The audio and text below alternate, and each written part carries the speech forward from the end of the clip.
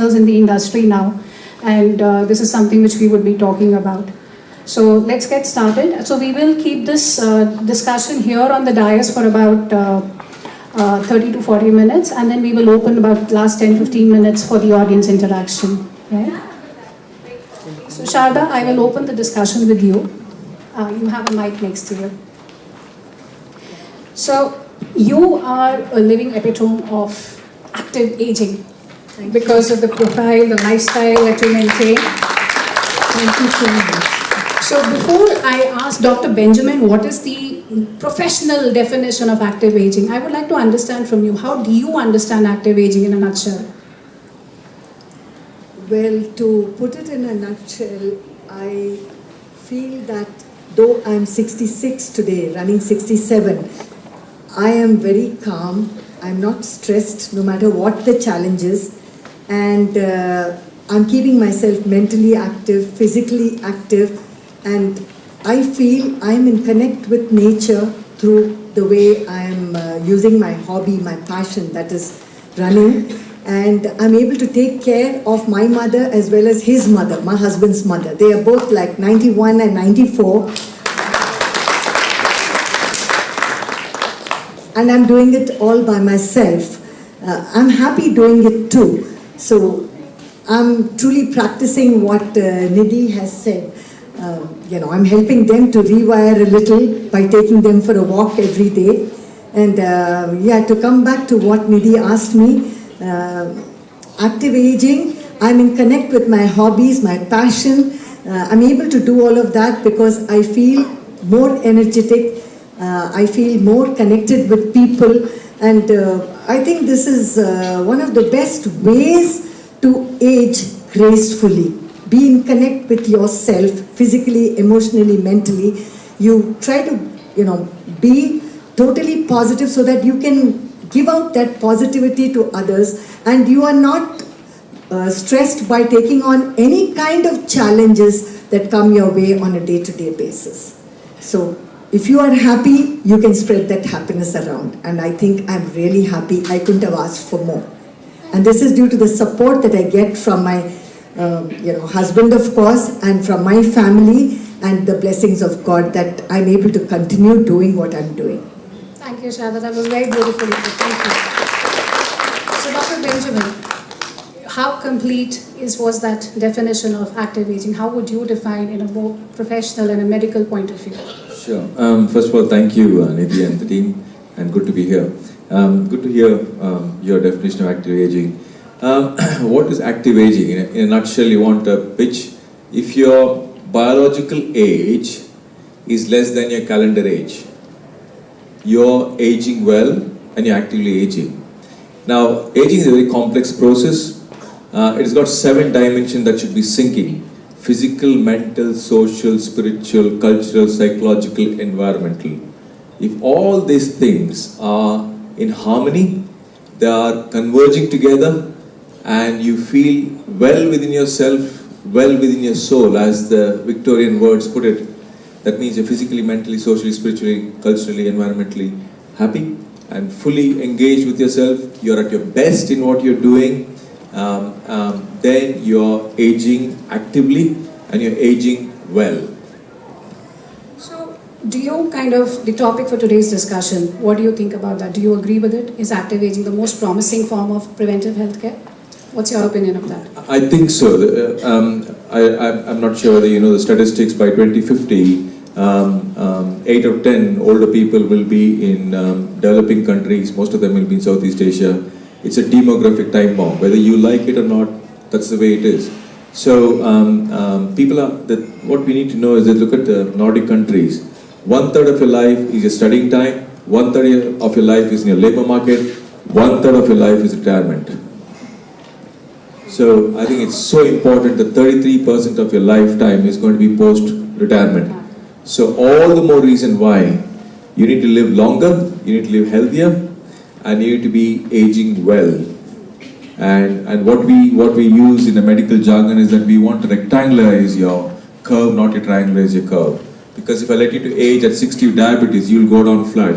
But if I put in measures to keep you well, I'm not expanding your lifetime or what God decided to keep you on this earth is going to be the same, but we're going to reduce your morbidity, that means your sickness. So, simple way you'll be happily independent in the community. So that's what we want. So I think prevention is the only way.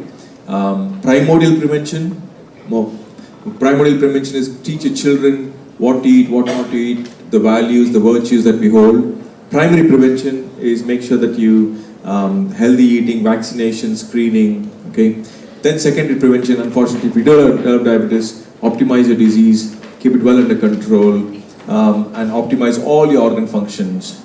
Unfortunately, if you have a advanced disease, you can still work on getting it better. So, but primary prevention is the way to go forward. Yes. So you just did mention a few aspects of active aging when you said emotional, mental, physical. So how would you really define the active aging practices? You know, what is it that someone can actually follow through? Well, I think if a gentleman walks into my clinic and he's very comfortable, the environment that he's living, he feels that he's physically challenged, mentally challenged, he feels that he feels warm. The two words which you need to take home from today: if you feel valued and valuable wherever you are in the right place. That's number one. Number two, if you have a spouse who encourages you, gets the best out of you, you are in the right relationship. If you go to a doctor who practices not doctor-centered medicine, a patient-centered medicine, I won't ask you, do this, do this, do this. I'll ask you, how can we go about? Tell me what is that you could do so that I could help you to achieve what you want to do.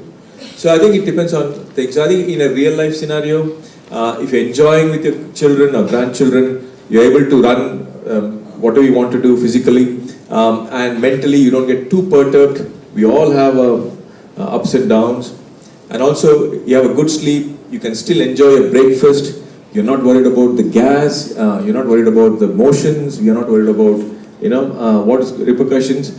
You eat the breakfast and you enjoy every morsel of it, and you live in a state of presence, not in the state of preoccupation.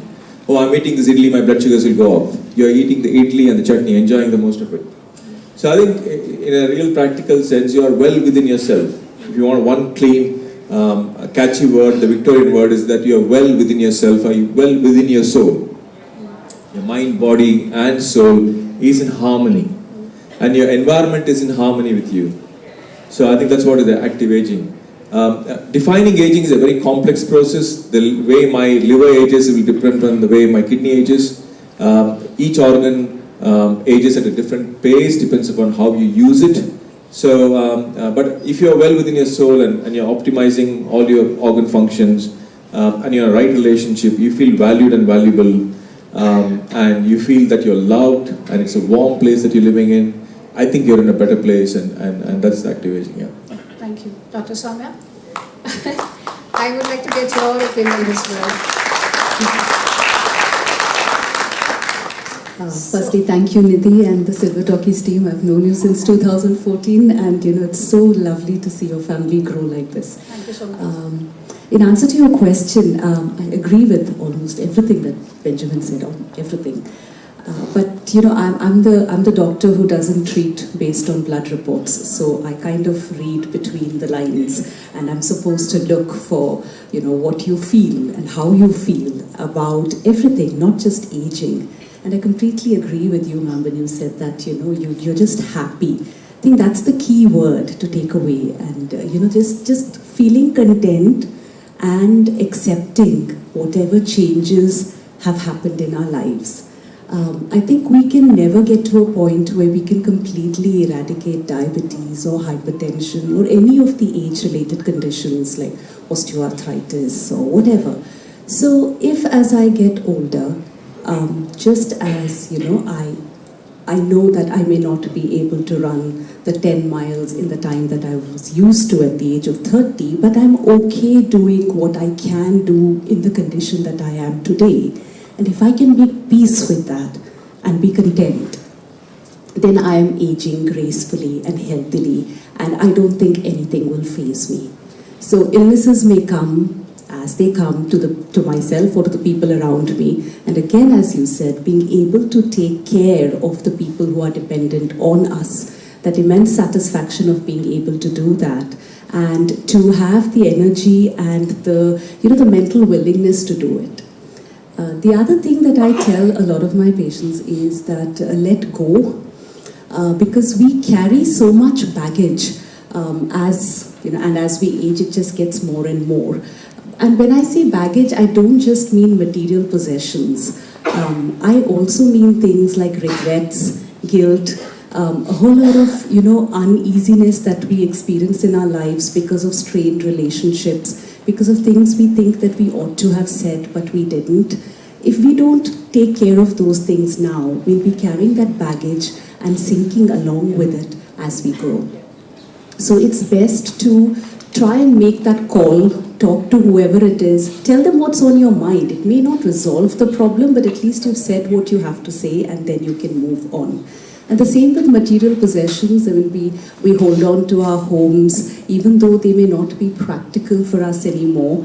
And that thing about this is the house that I built and therefore I need to spend the rest of my life here. If it's not keeping you happy, if that's the source of the worry, then probably that's not going to be healthy. So I think we need to look at everything holistically as we get older, and that's what healthy aging is all about. Letting go of the things that bother you, that pull you down, and looking forward to the things that you can still do and enjoy doing, and do them every day. So what I hear right now from both of you is I think both of you are talking a lot about the emotional wellness aspect of it, right? Where it's about letting go and accepting the change in your lives, right? But in your interactions with the seniors, what are the most common issues or concerns do they voice about? What is health, of course, is one of the biggest challenges that they face. What do you, Dr. Soumya, come across? Which are and I'm sure it might, touch a chord with the audience here as well. Which are the most common challenges that you see seniors coming across? And in your opinion, what percentage of people are really actively aging? Are they really active agers? I think almost everyone who's here today are active agers. And that's what I say at every forum that I go to. The fact that you're here means that you're actively doing something about and it. That deserves a round of applause for the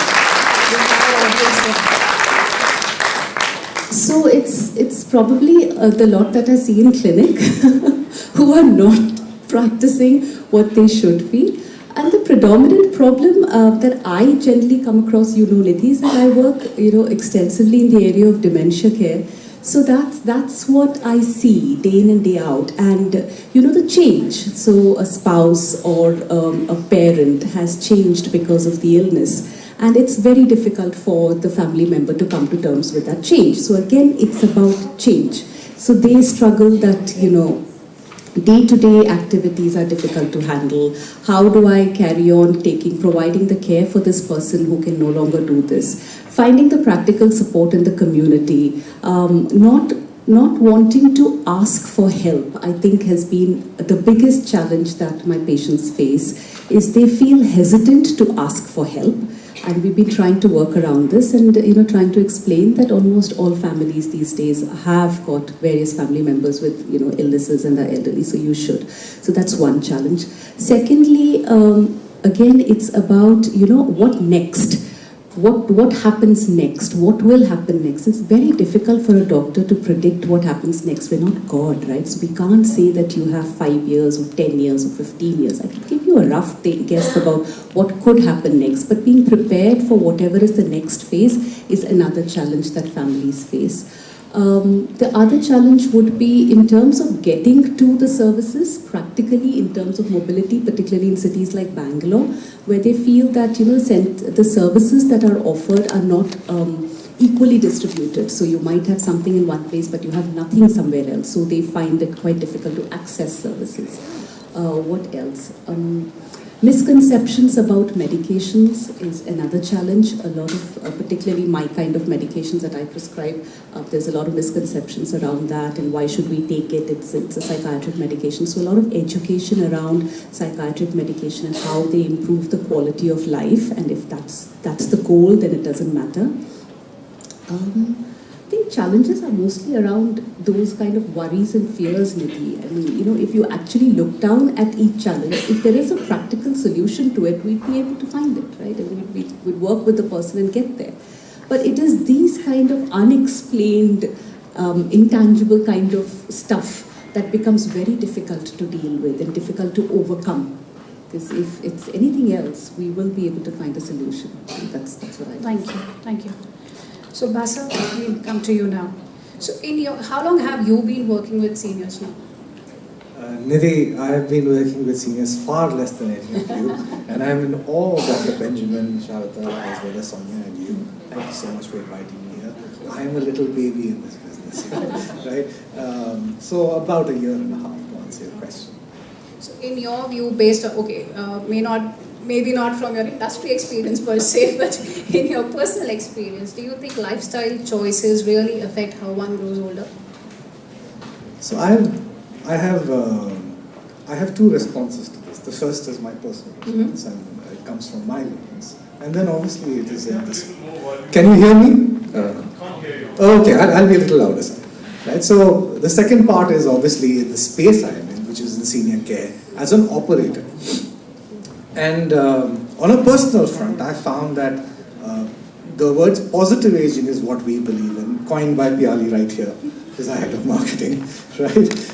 Positive aging is very similar to active aging, but I think the essential part in this is I believe in a lean-in life rather than a lean-back life. And I found now that in any space where I find people who are getting older are more lean-in, they are more involved, they are passionate about something. The word ikigai has been used endlessly, and I cannot emphasize it more. The quality of purpose of what they wish to achieve becomes very, very important. And once somebody finds that purpose, and that purpose could be very different at the age of 60 than what maybe somebody thought would be at the age of 45. But once that purpose is defined, I think there is a very, very interesting shift and change that happens in people's lives. The second thing I found is that can they make other people happy? And I find that that is a big thing. When I talk to people in our communities, when I meet them, do they have the power to make people happy? And the more they have that power, the more they feel valued, the more that they can bring into the conversation of life. The third thing I found is, and I know a lot of people here are retired, but the concept of retirement is changing. Right? And today, I would urge people who are at the cusp of retirement to not retire. Right? Because retirement is just not right. I do not wish to ever retire. Right? I probably will be working till very, very late in life. And I don't want anybody to retire, because what that does is that as they keep doing new things, maybe they dial down work and dial up life. But as they dial down work, what they do then is that they work lesser hours, but they do more quality work. They do things which they really enjoy. As a life coach that I am, I've always told my clients that please always ensure that you look after yourself while you look after your clients. It's very important to be emotionally secure.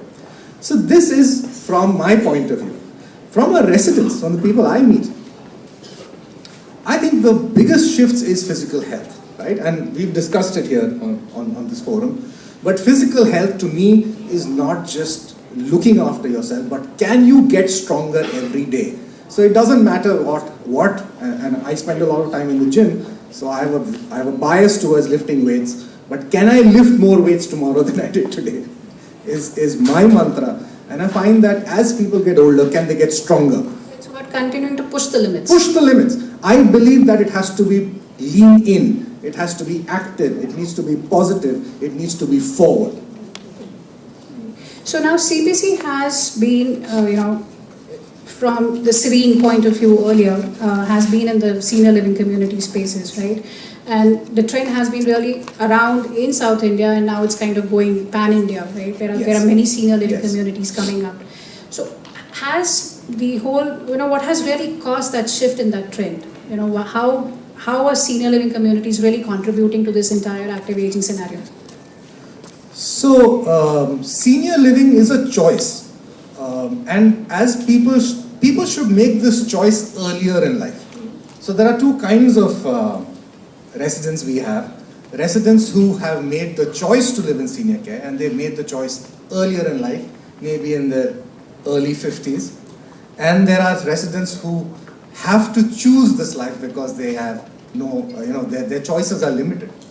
But I think the most important conversation to be had here is that senior living and senior care solves a large problem.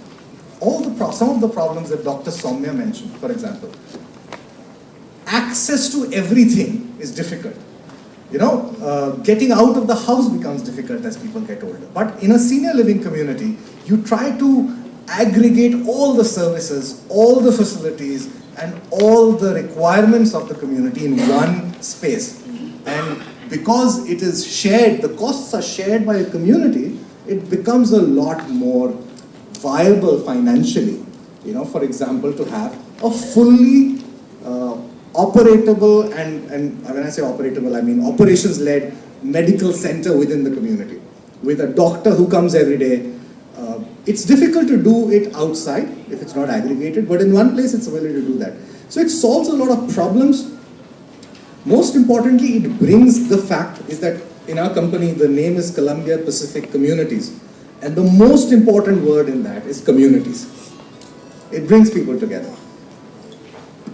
We know that a lot of our residents' children are no longer staying in the same city, and their family is actually their friends.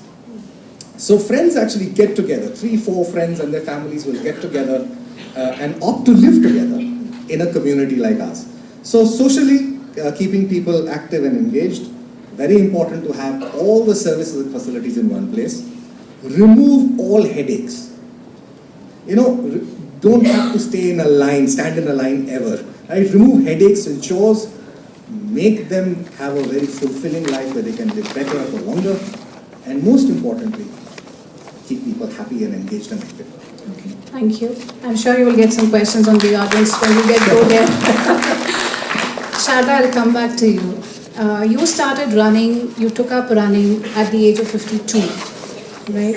And I remember when we did your write-up on Silver Talkies, when we wrote about you, you said it was a rowdy sports. And it was a huge mental... I have to change that. Okay. Well, I started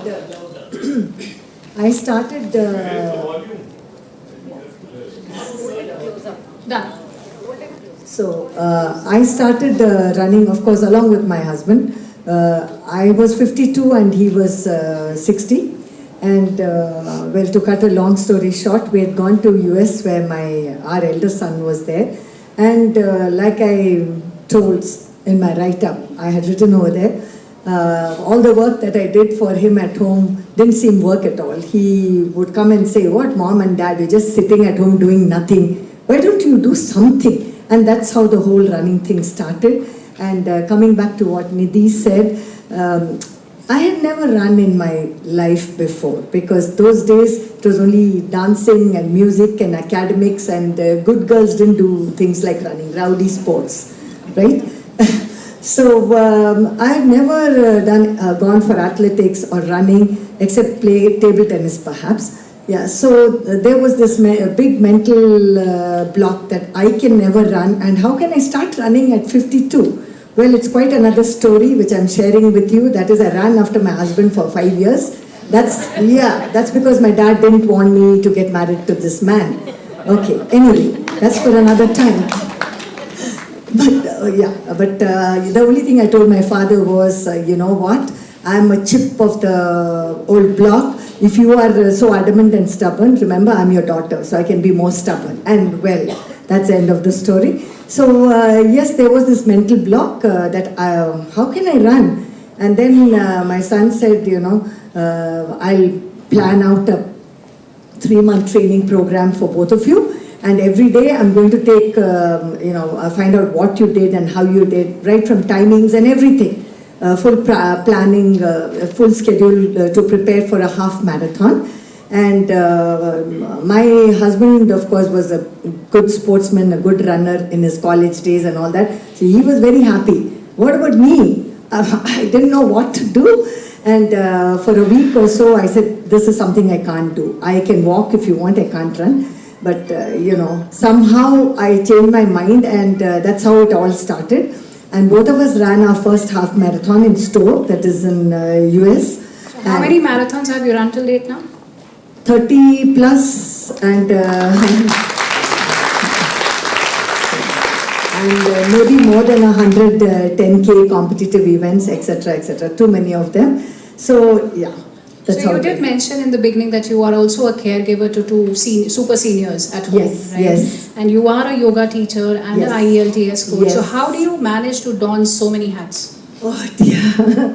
Yeah, first of all, I'd like to say that it's because of the huge support and encouragement that I get from my husband.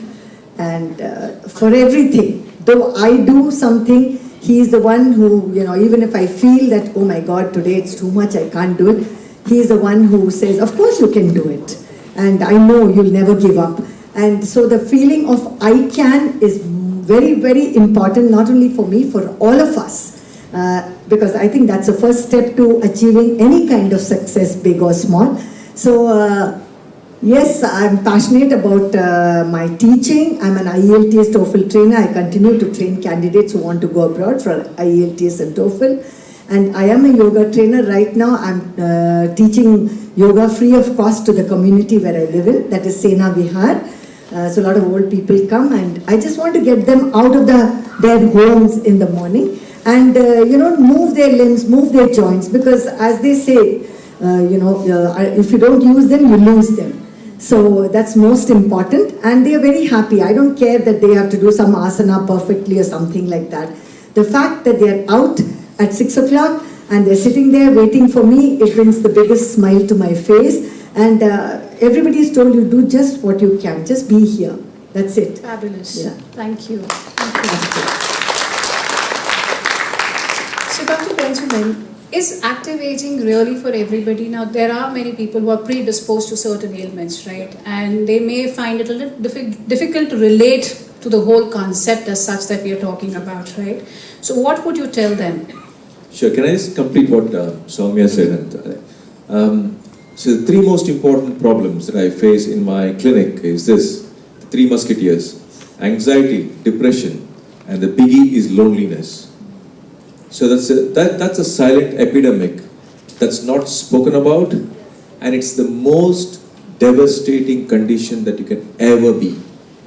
Why do I say that? There was a medical study, there's so many studies which came out in 3 million people. This is what the conclusion was. If you smoke 2 packets of cigarettes every day, you have 3 scotch every day, you eat KFC every day, you're lazy around every day, you're obese, that's much better than being lonely. So loneliness is the most horrible condition that one can go through.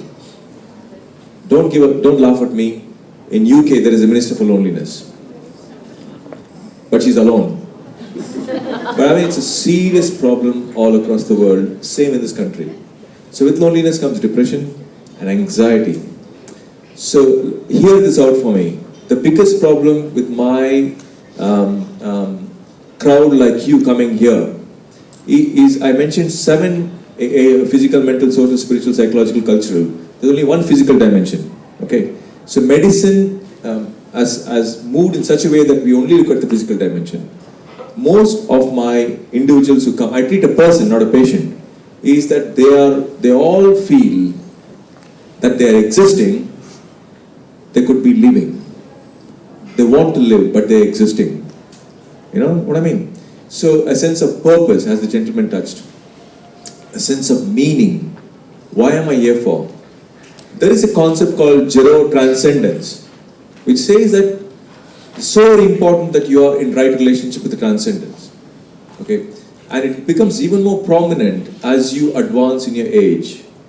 And as you have echoes of your own dying, when your neighbor starts dying or when your friends start dying, you ask these existential questions. Why am I here? Where did I come from? Where am I going? Who tells me this is right, this is wrong? These are fundamental existential questions which all the philosophers struggle with. You need to be in tune with that. So a lot of people go through the struggle. So I'm not surprised with a lot of people make a comment in the end, doctor, I don't know what I'm living for. Yes, my blood sugars are brilliant, I'm able to run, I'm able to enjoy my food, I'm able to digest everything that I can, but it doesn't feel right, you know. So I think that's a major issue that's going on. Now, coming to your question now, unfortunately some people are predisposed to illnesses. Now what I would say to them is that, I don't know, whatever age, suppose you develop diabetes at 30 for some reason, for your lifestyle or things, you keep your diabetes at the full optimal control, okay?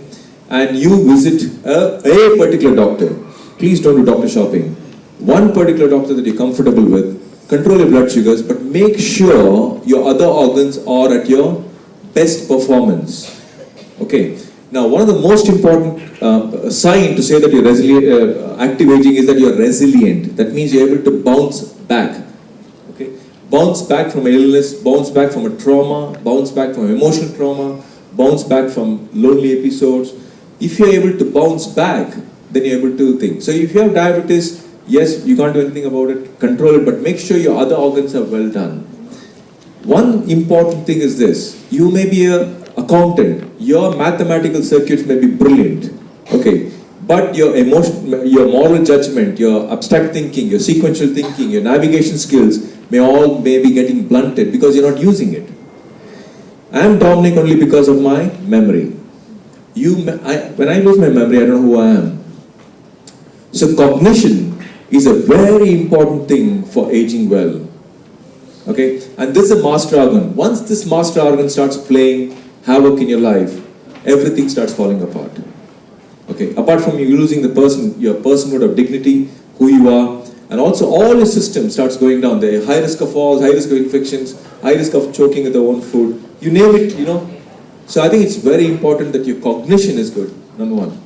Number two, hear me this is the most important thing. Half my patients could go back home from my clinic if they can do two things. I think Soumya touched on this. If they could forgive and let go and accept where they are and what they are. You will not believe so many of them, they don't know who they are. It's somebody else is defined who they are. The spouse is defined who they are. The parents define who they are. So I think a lot of them are unable to let go and forgive. So if they could do that, and most of the times your medical conditions gets better, you're much more tuned within yourself.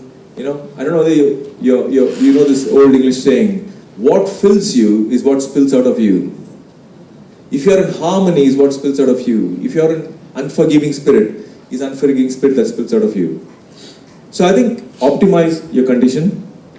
Suppose you come to 60 and you're doing well with your aging. Let me say this to you. Physical aging is one of the aspects of aging well. You need to be aging well in all the other 6 dimensions that I mentioned to you. Okay? But you can still sort of work on it. You can still get better. You can still optimize your condition. Even if you've been unwell with multiple conditions, you can still optimize it. But the key word is this: if you give in and you give up, it's all over. Thank you. Sorry, I've just been reminded we are already running behind time. Yeah. So I would just, I think some of the main things which I heard here, which were talked about mostly, was emotional wellness, right? Yes, physical wellness is something which we all kind of take care of, but emotional wellness and social well-being is what we are talking about. So I will probably put this question to Basav now, and maybe we will have to wind up now and open it to the audience for last 3 questions. Dr. Benjamin just talked about loneliness, and I think that's something which I have experienced during my Silver Talkies work as well, right? I have seniors walking up to me and telling me that, thank you so much for creating a platform like Silver Talkies, because it has given us a reason to step out, meet other people, having concepts like neighborhood addas and all, where they can just walk in, spend some time, be away from whatever that's going on in their homes, right? So now, senior living communities are kind of based on that premise as well, to give them that kind of belongingness. Is that something which could be understood? Absolutely. In fact, when I joined Columbia Pacific Communities, I had a personal agenda. I wanted to create a platform which would give unrealistic advantage to seniors. Can I recreate their life, at least in our communities, right? And that meant the first part was unconditional love, care, and respect. That's what we stand for. We will make mistakes. The fact is, we will make mistakes. We are operators, and even at home we will make mistakes. But do we have unconditional love, care, and respect? That's part one. Part two, can we foster a sense of community? Because that is really why people are coming to us. They want to be in a place where they know that we've got their back and their neighbor has got their back. And the fact is that everybody is there to look after everybody. In case there is support required, it is available. In case somebody wants to be left alone, that also is fine, right? That's part two. And the last part, which I find is very, very important, is the sense of taking away all headaches. I have met people in our communities who have thanked us only because we've removed headaches, because it adds up. It adds up to stress. And the last one is, can we create an environment where they are healthier for longer, fitter for longer, relevant for longer, and obviously in a space where they are connected with their near and dear ones. Is there a technology platform, for example, which connects them to the rest of their family, which may not be in the same city? So community, very, very important. Removing chores, very important. Making sure that they are active, the fact that everybody's got their back, and finally the fact that can we create an environment where they're connected with each other and their extended families. Thank you so much. So I think in the interest of time, we will just take 3 questions. I had a lot more questions on my sheet to get some practical advice. I'm hoping the audience will ask some of those questions and cover those for us. Yeah. Shruti.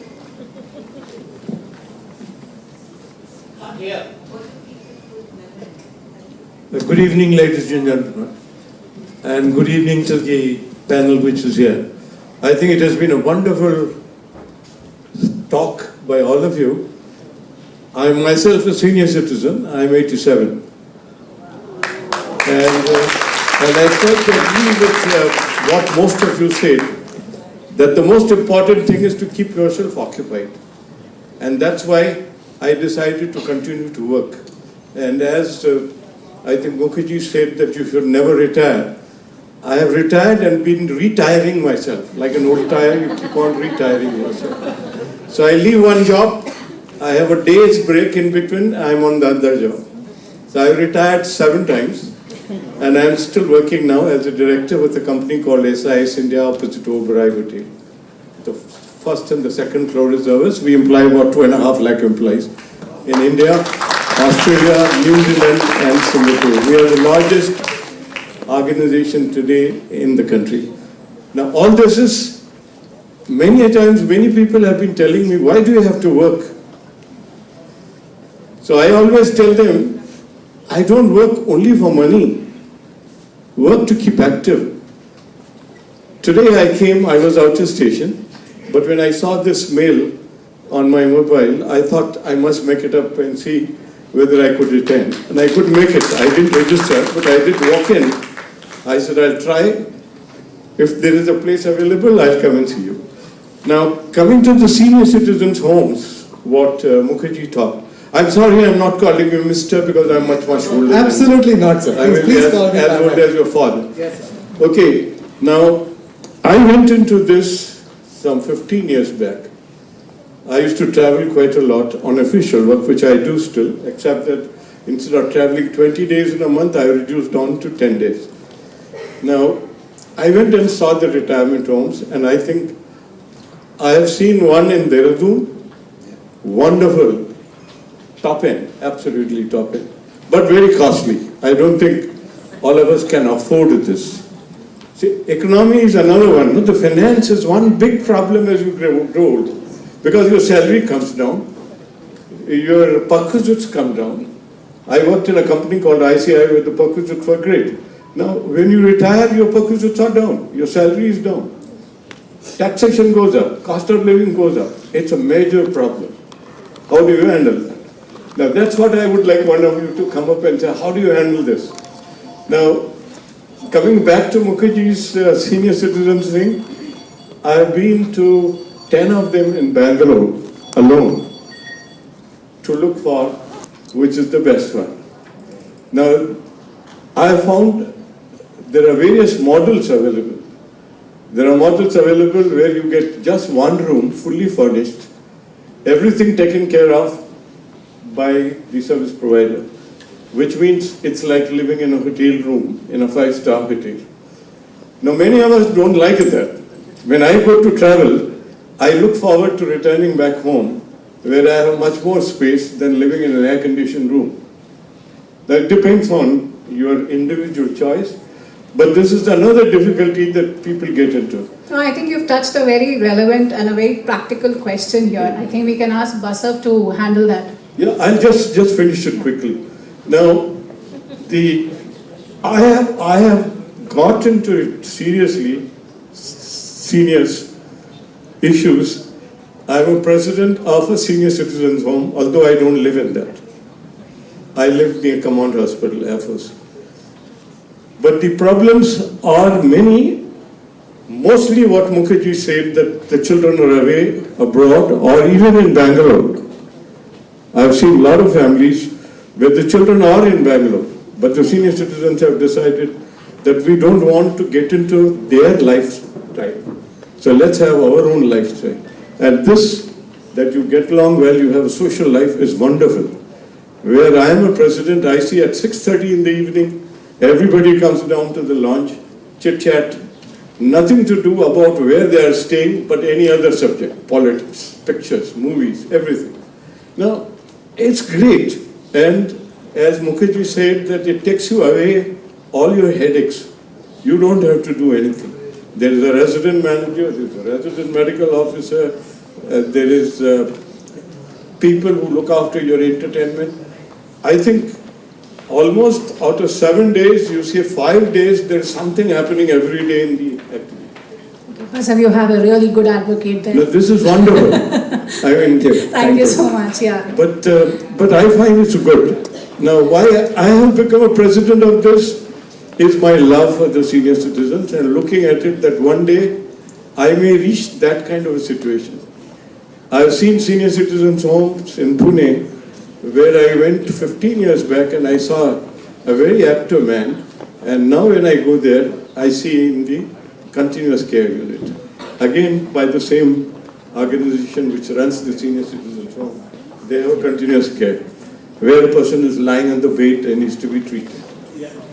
It has gone to that extent now that I have studied all around that there are many senior citizens. Sir, sorry, I will have to now. This is the last one. This is the last one. I think we have to give. This is the last one. I'm just ending it. Where children have written from abroad to the service provider, I may not be able to come at the last end. Please take care of my parents. Thank you so much. Thank you. Thank you. Does anybody have any other question? One last question now, because we have the participants who are really eagerly waiting to put up the fashion show for you. There's one there. So one last question now, please. Yeah. Good evening, everybody. I have one small this thing. Doctor said that there are 7 factors or aspects of active aging and good living. But many a times, what I have understood from my immediate circle, society, and my experience, it is not our will or wish. Many a times, most of the factors are external influences. We are forced, though we are terribly willing to have an active aging, we are not allowed because of the outside factors. How to get over that? What solutions do you suggest?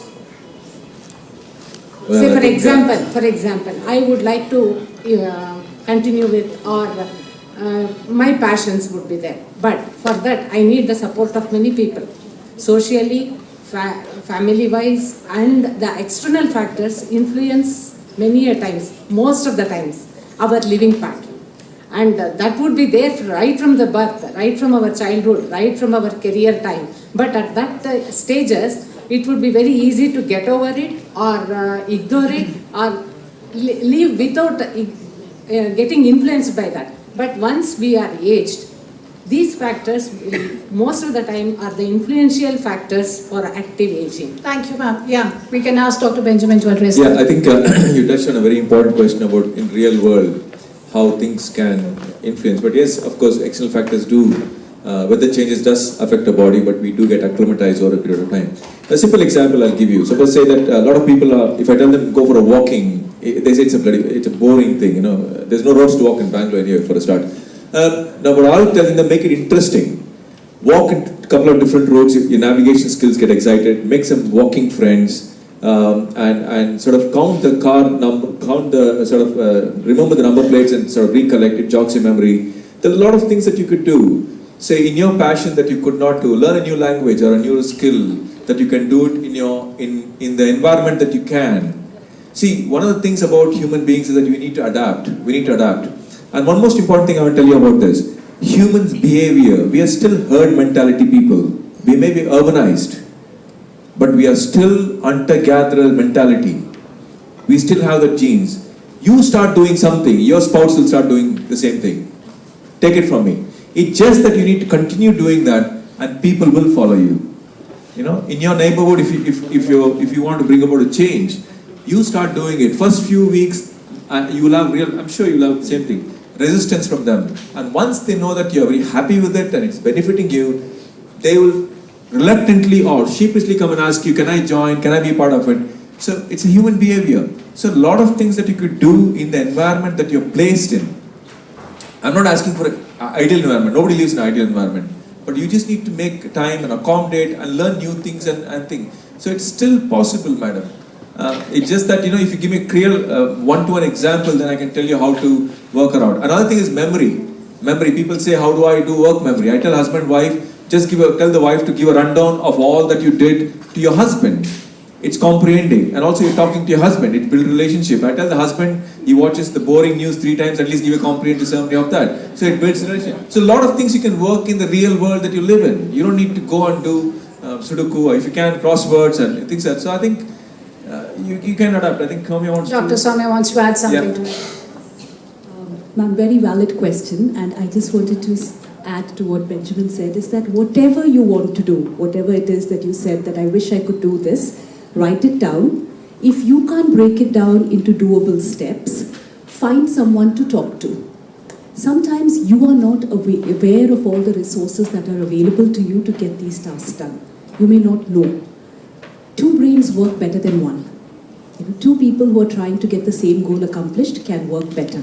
So seek someone who may have the know-how about the services that are available in your area and about how we could get this done for you.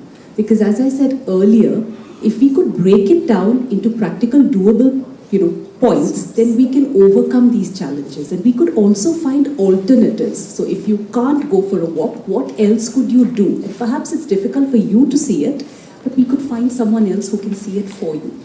So if you could find somebody else to just discuss this with, it would be much easier. Thank you so much. Thank you for the practical knowledge. Thank you so much, everyone, and thank you so much all for being here. I'll hand it over to Shekhar now.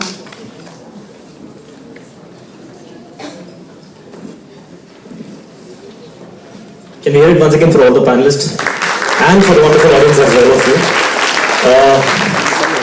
I would like to call on Riya and Ananya. Riya and Ananya, very smart kids, I can tell you that. Can we clap for them once again? To felicitate the panelists. Let's see it from Mr. Basav Mukherjee. Come on people, the clapping continue, everybody. Let's see it for Dr. Dominic. Let's hear it for Sharda ma'am. And last but not the least, let's hear it for Dr. Soumya. Everybody, can we clap for them? For all of them. And let's hear it for the wonderful kids also. And let's hear it for Nidhi Chawla once again.